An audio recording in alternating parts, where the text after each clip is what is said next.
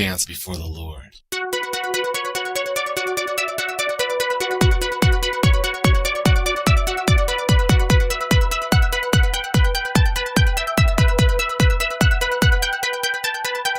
Shalom, shalom.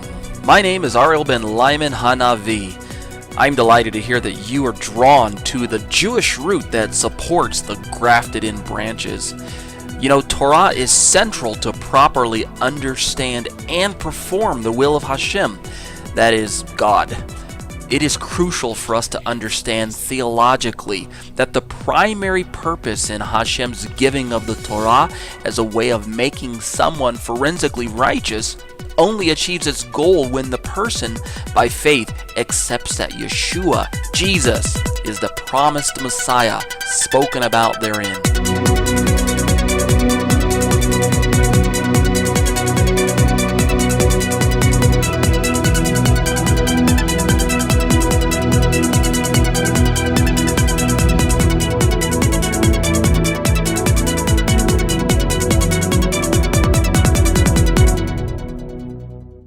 Welcome to Parashat B'chukkotai, by my regulations. The address is Vayikra, Leviticus chapter 26, verse 3, through chapter 27, verse 34. The reading date is for Shabbat, and I'm the author, Torah teacher Ariel ben Lyman.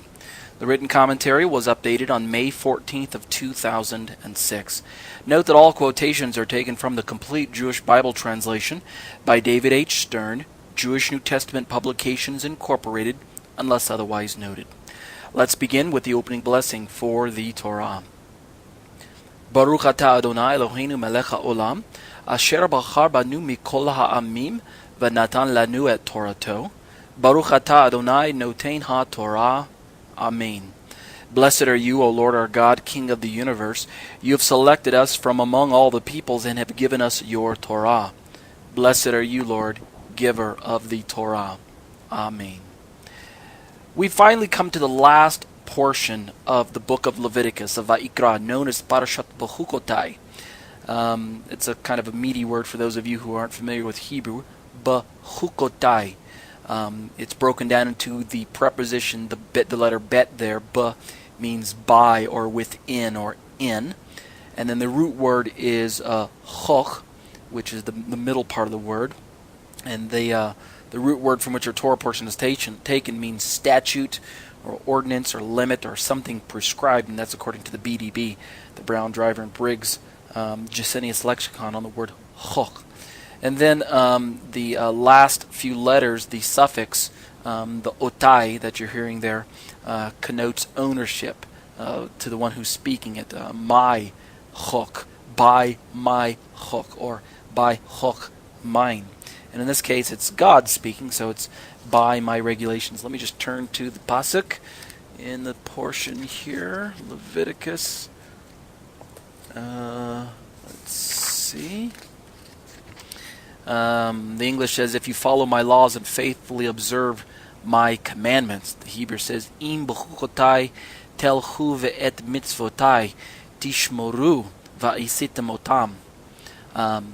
If you follow my laws and faithfully observe my commandments. Now the word chok, from which I defined or which I pointed out means statute or ordinance or limit or something prescribed, should not be confused with its counterpart, Torah. And actually it's not a counterpart, but it's a different word, and sometimes it can convey a different meaning. Torah is sometimes translated along these same lines when we say, you know, what is a law? What is a Torah? Well, a Torah, and in our description, in our English definitions, we often pull together groups of words that have similarities. What is a law? Well, a law is a statute. A law is an ordinance, something prescribed. And so that is the art of defining things. Someone once told me it's not so much that words have meaning, it's really the other way around. Meanings get assigned a group of words, and so I understand the word chok. It looks like it's spelled choke, C-H-O-K-E, but really it's chok. I understand the word chok to convey something a bit more wooden, like an edict, when compared to Torah, which is usually translated as teaching. There is a human aspect to the Torah versus a chok can sometimes just be maybe the the edict, something on paper, something without personality. Again, if you look at the first pasuk, it says, if you follow my laws and faithfully observe my commandments. And this is the translation from the JPS. And so they're translating chok there as laws, but we know that the Hebrew says im b-choo-koh-tie, if within my regulations telchu, you walk, literally. The root word is lech in there, to go. Telechu, I'm sorry, I didn't see the tzedrei there below the lamed. Im b-choo-koh-tie telechu ve'et mitzvotai. And then that's that 1, 2, 3, 4. The fifth word in the Hebrew after the word ve'et, mitzvotai, is commandments.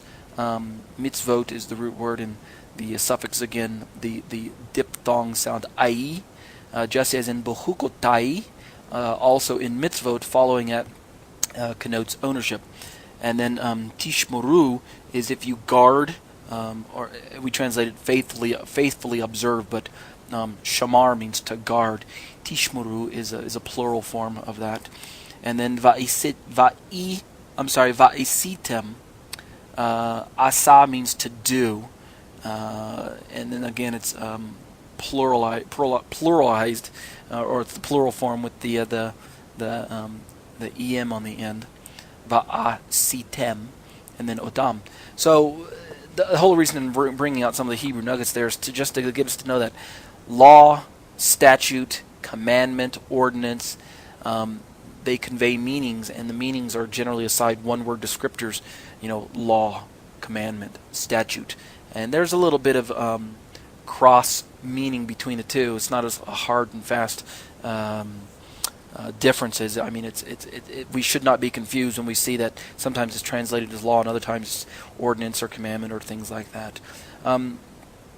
But because this week's commentary's teachings are so pertinent to world Jewry, both past and present, I'm going to be making many more rabbinic quotes than I normally do. Now, it's funny, when I originally wrote this commentary, which was not back in 2006, I originally wrote it probably even 10 years ago, and just have been adding to it and subtracting from it where things didn't need to be there, and just kind of reshaping it and correcting it and stuff like that. I didn't have as many Talmudic quotes originally because I didn't own any copies of the Talmud, and so I was relying on what little resources I had. And this one ended up having more Talmudic quotes than anything else at the time, and yet now I surely have other commentaries that have more Talmudic. For instance, my commentary to Parashat B'chukkotai after the death that we read probably about 3 or 4 weeks ago. That has many more Talmudic quotes than this one, and yet I have in here where it says I'll make more rabbinic quotes, so I suppose I need to update that part. Sometimes rabbinic quotes are helpful to both Jews and Gentiles. Other times they're only helpful to Jews because many Gentiles, that is to say Christians within the Hebraic movement, I'm not talking about Christians who have not joined the Hebraic movement yet, but rather by virtue of you listening to my podcast, I'm assuming that you're of the Hebraic movement, meaning you're interested in things related to Torah. Sometimes the Talmudic quotes or the rabbinic quotes or references can be a bit daunting because of your unfamiliarity with them. And so I ask my non-Jewish audience to bear with me, as when I originally wrote the commentaries, I was writing them to a group of students within just a small Bible study, but I also went through a phase or a season where Hashem had me minister to many Jewish people, particularly those outside of my own community via internet. I just was dialoguing back and forth with a lot of Jewish people, some in the land, some outside the land, and thus the rabbinic quotes became added in an effort to reach out to them and to try and, how shall I say, speak their language. I wasn't raised in a Jewish home myself. I feel kind of like Moshe, where I was raised in Egypt and then only picked up my calling after I wandered out into the desert. I kind of feel that way. But nevertheless, I do identify with the rabbinic resources in which I make use of, because I am Jewish and because I feel an affinity with my own Jewish people. So I'm going to ask my non-Jewish audience to bear with me as I reach out to my fellow Yehudim, my fellow Jews, through the instructions of the Chazal, which the word Chazal there means the sages of blessed memory. Chachmim, what is it? Chachmim, Zikronim, what is it? L'Shalom or something. I have to look up the exact Hebrew quote. It's an acronym from the from the words ch, z, and l. Okay, something else I want to say real quickly just before we get started about my podcasts. More or less throughout the book of Leviticus, I produced the podcasts and made the audio portions available near the end of the week, going into the Sabbath, probably near Thursday, or in some cases I didn't even mail them out until Friday. And so for some of you, this was great because it gave you a better way to understand when the Sabbath, when the Sabbath started, when the portions were utilized. And if you think about it, in days gone by, before the advent of modern technology like computers, telephones, email, things like that, let's just put ourselves back, like say let's go 500 years ago. All right, you have a community of Jewish people who or non-Jews, and we live in an area where we want to listen to the Torah teachings. Let's say it's a Jewish community, and in order to get to the Torah teachings, there weren't too many books around. I mean, there were some, but if you think about it, there weren't a lot. There certainly weren't any computers or internet or telephones or things like that. And so if we wanted to get the Torah commentaries from the rabbi, we had to go to shul to get it. And typically that meant just wait until the end of the week on Shabbat, when the rabbi would give his drasha. And in giving his drasha then, his midrash, his sermon, his homily, we got the Torah and we got the commentary on the Torah. And then that week we would talk about what he talked about in anticipation of the next sermon coming up. So if you think about it, we're a little bit spoiled these days in that we want everything very early so that we can make the most use of it. Now, I've tried to put the commentaries out as early in the week as possible, and during the study on Leviticus, I decided to push them closer to the Shabbat in an effort to address some of the students who wish to have them closer towards the Sabbath. But what I'm going to do is I took a kind of a little survey. Some of you got this email, others of you didn't, so don't worry if you didn't get it. I've decided that I'm going to go back to the format of publishing the audio portions earlier on in the week, like say Monday or Tuesday at the very latest. And in doing so, that will give the students the bulk of the week to study into the Torah portion, where some communities study out of the Torah portion. And that's what I was kind of playing with, the two different schedules there. What do I mean by study out of the Torah portion? What I mean is some communities will take the Torah portion notes from Shabbat, and then that following Sunday, Monday, Tuesday, and Wednesday of sorts, they will study what was talked about on the previous Saturday. And then come Thursday, Friday, or I guess really Sunday, Monday, Tuesday, they'll talk about what was studied or read on the Torah portion on the previous Saturday. And then on Wednesday, Thursday, Friday, they'll start looking in anticipation towards the next cycle, the next Torah study. So they'll study the Torah portion after the fact, or after Shabbat. Whereas other communities will only study into the Sabbath, like we've predominantly been doing here on our studies, on our podcast. We'll take the information before it shows up on Shabbat and study it with anticipation of whatever the rabbi is going to talk about in the Sabbath or in the synagogue on the Sabbath day. And so I'm going to go ahead and, based on popular vote, again, some of you got the email, some of you didn't, so don't worry if you didn't get it. Based on popular vote, I'm going to move the audio portions back closer to the beginning of the week. So I'll be publishing them starting with the book of Bamidbar next week. The book of Numbers, Parashat B'chukkotai, will begin. You'll probably get that, if you're on the mailing list, you'll probably get it probably Monday or Tuesday at the very latest, as well as the written notes will be mailed out. And then you'll get all of that, and you'll be able to study on Tuesday, Wednesday, Thursday, Friday, up into the Sabbath. And for those of you who have been receiving them all through Leviticus, maybe you just signed up and you've been getting them late meaning before the Sabbath, but maybe a day or two before, and that doesn't give you a lot of time to study. I want to say this at least.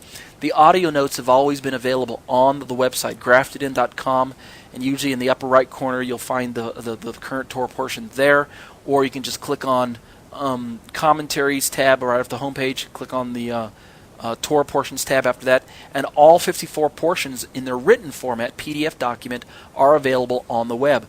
At any time of the year or day or month or season, they're always available 24 hours a day, 7 days a week, 52 weeks out of the year. They're always available there. I don't pull them like some people do. I know some websites that pull their commentaries on Shabbat so that people can access them. We don't do that at graftedin.com.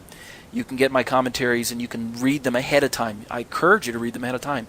As for the audio, those aren't available until I produce them. So, having said that, I can't please everyone, but I'm going to, again, go back to mailing them out earlier, and I believe that's going to please most of you who follow my commentaries. Okay, for those of you who followed along with me and was receiving them later on in the week, I apologize for the inconvenience that may have caused you, and we'll just continue to press in. Okay, let's get on with it. Here we are, this week's Torah teaching, the last one in the set. And what I'm going to do, besides pulling a lot of quotes from rabbinic material, is I'm going to repeat some information that shows up in other commentaries.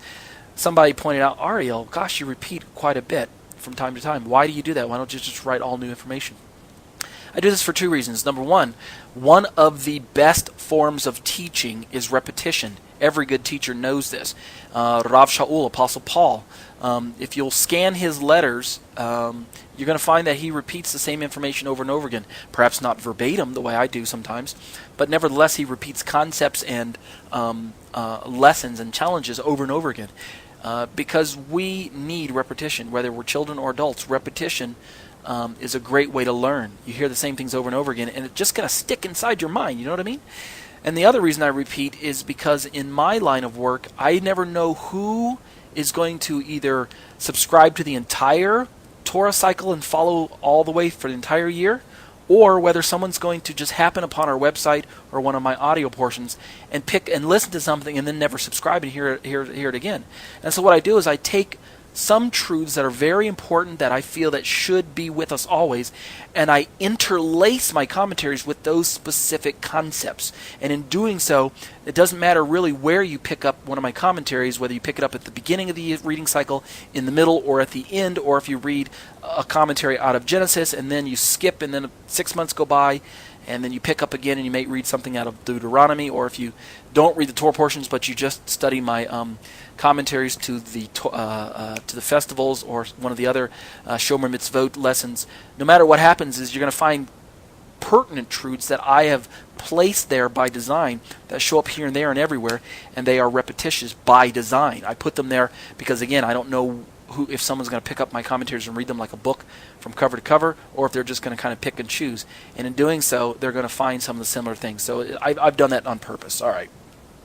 Having said that, let's go forward. We are at the bottom of page 1, and this week's Torah teaching introduces, sorry about that, I hit the microphone, introduces one of the central aspects of the covenant made through Moshe Rabbeinu, Moses our teacher. And what is that central aspect to the covenant?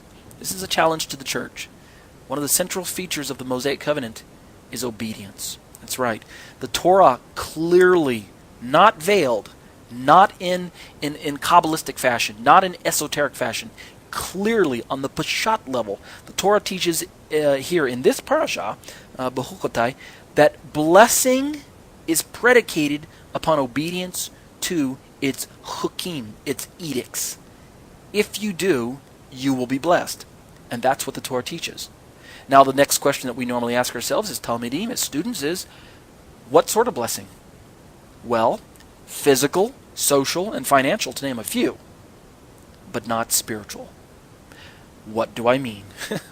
Because some of you are saying, no, wait a minute, Ariel. Isn't the Torah a spiritual document, and doesn't sha'ul in fact say that the Torah is spiritual? Well, let's talk about it.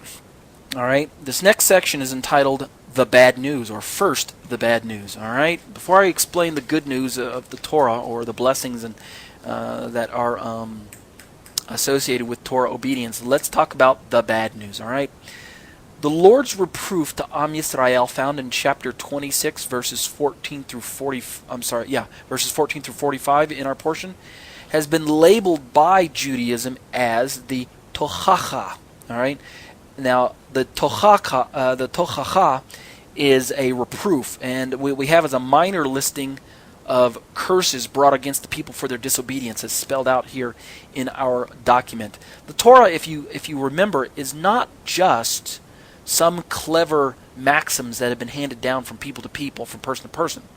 The Torah is the very expression of God's relationship with His people. And in that revelation, that expression of God's thoughts and God's words and God's ideals and his feelings on the matter, God also had Moshe write this document down, or copy the words, because the Torah is a legally binding agreement between God and his people. Okay? It's just like the legally binding documents that we enter into with each other. Marriage licenses, partnerships, businesses. In fact, even if you open up a credit card, then it's a legally binding agreement between you and the credit card company. Meaning, if you don't read the fine print and you misuse the card, then the company has the right to, the credit card company in my little example here, has the right to exercise their part of the agreement based on the written wording of the document. Whether you read it or not, it's there. And so what we have here in the tochacha is a minor listing of curses, that is to say withholding of blessings, that the people would incur if they failed to keep their part of the agreement. And what was their part? It was stated way back in Exodus chapter 19. What did they say? All that you have said we will do. So, the people have agreed to be obedient, and therefore when they are disobedient, God has every right to punish them. That's what I'm trying to go at. A similar, yet major listing, the difference between the minor and the major is just the sheer amount of wording. The minor listing is here, and we find another major listing, also referred as tochacha, that can be read in Parashat Kitavo in Devarim, Deuteronomy chapter 28, and we'll look at that once we get to that book and to that parashat. Now, this word, tochacha, let's define it. According to one online Hebrew-English dictionary, the origin word, tochecha, conveys a reprimand. And this is according to, look at the footnote to number 2. This is a great online resource, by the way. But unfortunately, you have to be able to read Hebrew to understand what it's trying to teach you. It's http://milon.morphix.co.il. And I took my definition from the word tochecha there. And it's an online English Hebrew dictionary. When the page comes up, it's all in Hebrew. And in the upper right corner, there's a little text box. You type in an English word, and then you hit enter, and it will bring up the Hebrew definition of the word. But the Hebrew definition will show up in just like that, Hebrew. So you got to be able to read Hebrew to utilize it. So this word means reprimand. Now, the BDB, of which I'm fond of using in my commentaries here, the Brown Driver Briggs lexicon, defines the word as, quote, rebuke, correction, reproof, punishment, and chastisement, end quote. That's from the BDB to the same word, tochecha. Now, by its context, since the source is the Holy One himself, okay, God is the one who is reprimanding, it conveys the purpose of divine retribution. It's not just a law of the universe. Rather, it's God's divine retribution. If you disobey, God, by legal right, can send the curses to come into your life. If you repeatedly disobey Him and repeatedly violate His covenant, God has every right to carry out His part of the agreement by withholding blessing and or allowing the curses to come into your life. Now, don't be confused. It's not God's design that we should be cursed or that we, His people, should be the objects of His reproof and correction. But what happens is, as Pastor Norm, my good friend, is fond of saying, a curse without a cause cannot come. So God doesn't just arbitrarily send the curses because He's having a bad hair day. That's a quote from Pastor Norm. What Norm would teach us, and very well teaching, very sound, by the way, is that we, God's people, we stray from the path. We find ourselves in error. We run headlong into idolatry, into disobedience, and in doing so, God then is permitted to allow the curse to come into our life, or the withholding of blessing, the diminishment of blessing, to be enacted because we have released the curse, as it were. Norm would even go on record as saying God doesn't curse us. We do it to ourselves. That's the divine paradox of the blessings and the curses. That's in fact true. God doesn't curse us so much as God governs the curse. Norm calls God the governator.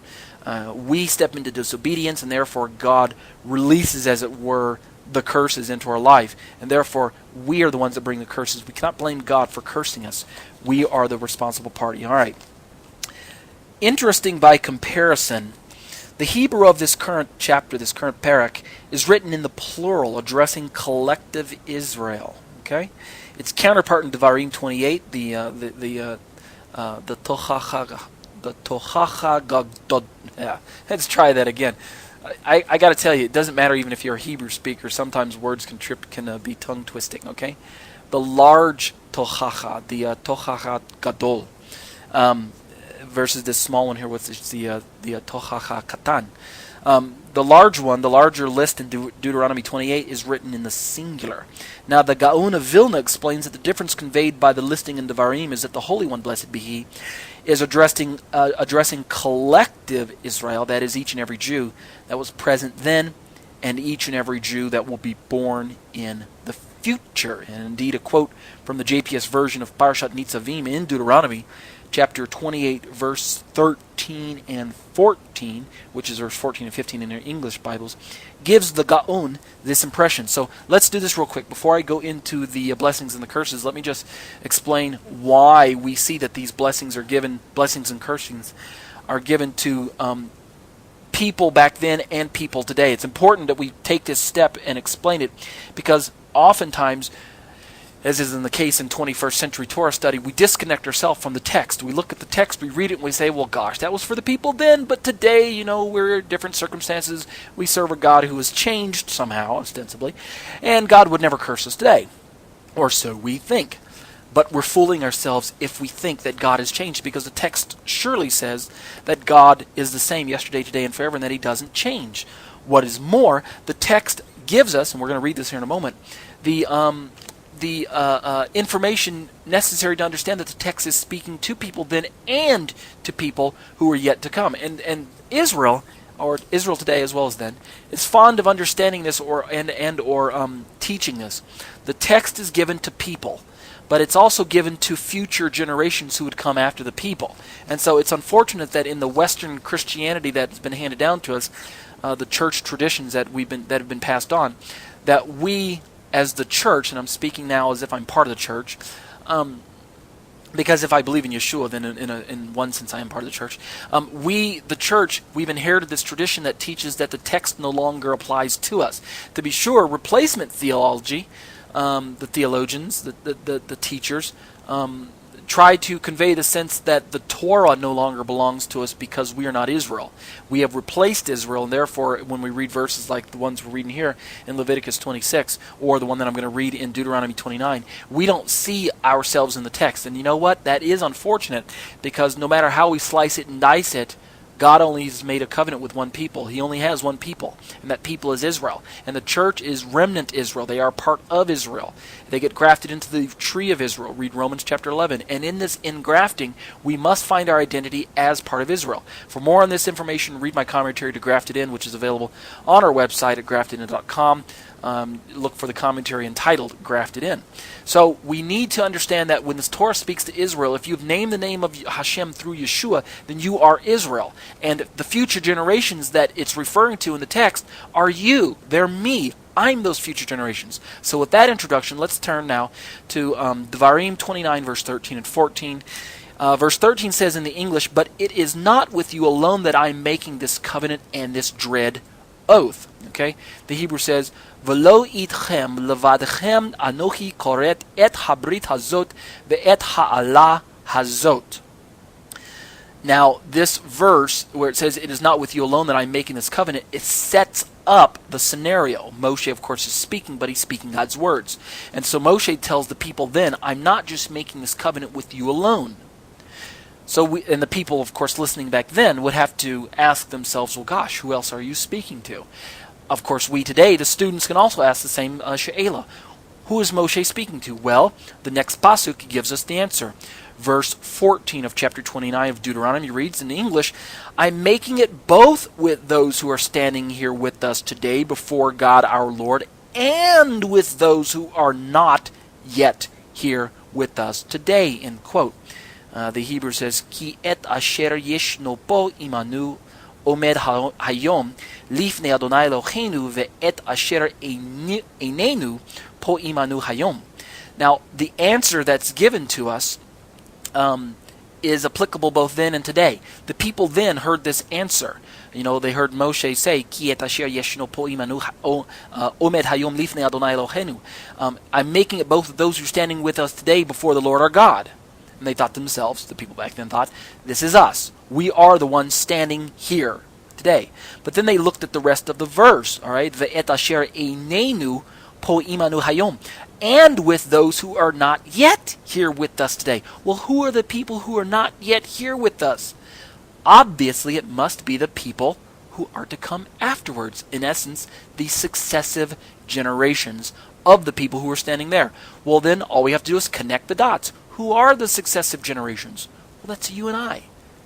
That's us, the people listening today. Now, Rashi explains the phrase "velo itchem levadchem," found in the very first verse of verse 13.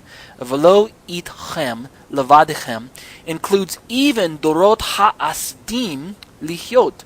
Now, dorot ha'asidim lihyot are generations that are destined to yet come into existence. The very concept I'm explaining to you right now. Indeed, if we continue with the rabbinic logic here, the Gemara, which of course is the commentary of the Mishnah, the Gemara explains that the principle of communal responsibility, Kol Yisrael arivim ze bozeh, and that's the phrase. All of Israel was responsible for one another. In essence, it's rooted in Parashat Nitzavim. The reason why we say that all of Israel is here and to come, or is here and there, is this and that, zebozeh, is this and that, or here and there. Here referring to the communities that are standing in front of us, but there referring to the communities that are not in front of us. Okay, the phrase gives us this responsibility. Let me couch it this way. I am Ariel, and I'm sitting in my living room in Lakewood, Colorado. All right? I gave you a little bit about where I live now, so don't come storming my doors without calling me in advance or writing to me. It's not an invitation to come visit me unexpected. Although I would like people to come visit, that's fine. That's not what I mean. But if you were to ask me, okay, Ariel, are you alone all that you are? Where's the rest of your family? And then I would answer, well, okay, part of my family is here, and part of my family is there. I've got family in New York. I've got family in California. I've got family in Arizona. I've got family all over the country. I think I probably have family all over the world, but I'm not sure of those people. What I'm trying to say is I've got family here, and I've got family there. So I'm responsible for the family here, and I'm responsible for the family there. I'm responsible to pray for them and to support them and to reach out and commune with them, okay? That's what the phrase Kol Yisrael Arevim Ze Bozeh is trying to talk about. And according to the Gemara, it's rooted in Parashat Nitzavim. The footnote to number 4 you'll see is taken from Sanhedrin, the tractate Sanhedrin of the Talmud, Daf 43b, as well as we have another a quote showing up in Masechet Sotah, Daf 36b. So the collective nature of the Tochacha in particular, and Knesset Yisrael, the Assembly of Israel in general, includes any future members of Bnei Yisrael, the sons of Israel, as well. So Rashi and the Gemara are wise in allowing the Jewish people to understand that don't just look out for yourself. Think about either the community here and the community there, Zeh Bozeh, as well as the community who's to come after you. Your actions are going to affect not just you and not just the people on the other side of the railroad tracks who are also you, but they're going to affect your actions are going to have repercussions down through the generations, and that is the important thing to remember as we step into disobedience. It's a powerful lesson if you think about it. Those of you who are parents listening to my commentaries, you have children coming up after you, think about this. The things that you do are going to affect every family member, especially if you're husbands and your wives and you're walking in disobedience and you've got children coming up after you. You don't think God is going to allow the effects to be felt within your own family, within your own offspring? You can bet He will. He says so, that He will. That the effects of your disobedience will be felt in the lives of your children. And that's just common sense. It's just what we say in Hebrew is sabara. It's common sense. However, what Israel did not fully contemplate when they stepped into disobedience is that God would visit the sins down to the third and fourth generation of those that continue to disobey and hate Him. So we have passages like here, the Tochacha, to remind us of our covenant responsibilities, not just with everyone in the community that we interact with today, but because of the covenant responsibilities and the repercussions that it's going to have on the community that is to follow after us, okay? And so thus we also introduce another concept that the Gemara gives to us. It's called arvus, okay? And it means joint responsibility. And for Jewish people, it means joint responsibility of one Jew for another's performance of the mitzvot. Meaning, if I, Ariel, see my brother, my fellow Yid, my fellow Jew, disobeying the covenant, I shouldn't just turn my head and say, oh, well, at least I'm not disobeying. I should seek to assist my brother and say, hey, brother Jew, or brother Gentile. In this case, it doesn't matter. But I'm just using the example of Jew to Jew because of the way the Talmud uses the word aravus. But if I see my fellow Jewish person stepping into disobedience, then it's my responsibility, based on the principle of aravus, to step into my brother's life and help him out. Perhaps he doesn't know he's disobeying. Perhaps he's trying to obey and he's having a struggle. He's having a hard time. Aravus helps us to understand that my responsibility of keeping the commandments extends to my brother's responsibility of keeping the commandments. And from the tochacha, which emphasizes the collective unit of Bnei Israel, I can see why this should be a good case. Because you know what? If the entire community turns sour, when the batch of apples goes bad, that's when it gets tossed. And so if we're not looking out for one another as believers, and now I can carry this midrash into those who are non-Jews as well, but are still yet part of my community. If I'm not looking out for the well-being of my brother as well, then when the community goes sour, I'm at fault and my brother's at fault, and I cannot blame anyone except myself. Because I need to be looking out for myself, and I need to be looking out for the well-being of the brother in my community. It's a very, very strong principle that we should not have lost in our Western mentality of rugged individualism. I'm an island unto myself. We say to ourselves, I got to look out for number one, and that's wrong, is what I'm trying to say. Okay, in this sense, Rav Yeruchim Perlo explains the view of the Bahag, who counts the tochacha and counts its blessings and curses among the 613 mitzvot. The 613 is the number of the commandments that are supposedly outlined for us between the pages of Bereshit and Devarim, according to the Rambam's enumeration, Maimonides. By the way, we do carry a list of the 613 positives and negatives on our website at graftedin.com. Again, click on the commentaries link, and then look at more commentaries.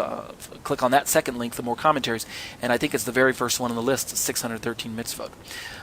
Anyway, the Rav suggests that the Bahag was not referring to the ceremony and the ritual of the tochacha, but rather to the mitzvah of arvus that I just explained above, which is in fact rooted in the tochacha itself.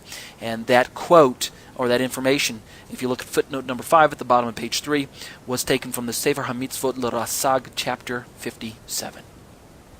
Okay, and at this point, I'm going to go ahead and call this portion A. It's around 30 minutes or so into the commentary. We'll stop here, and then when we come back, we're going to talk about this notion or this challenge of that the Torah doesn't present us with spiritual blessings. And we'll be at the top of page 3 with the paragraph entitled "Not Spiritual" with a question mark. Okay, so stay tuned.